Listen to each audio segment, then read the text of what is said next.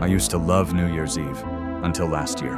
I was alone in my apartment, the whole city silent under a heavy snowstorm. Right before midnight, my phone buzzed. A notification popped up. Your doorbell camera detected motion, 11:59 p.m. I checked the live feed.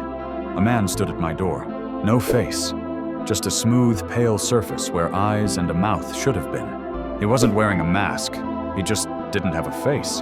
He raised his hand and knocked, but there was no sound, like the world itself muted for him. Then the countdown began on TV. 10, his head tilted. 9, he pressed his hand on the wood. I heard it creak.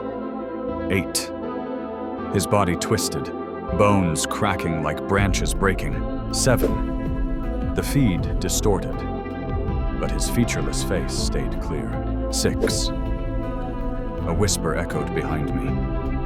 Let him in. I froze.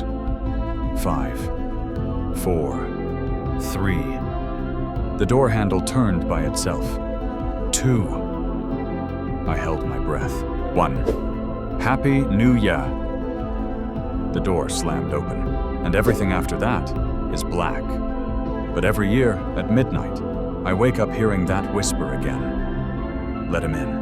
And I know he's still waiting outside.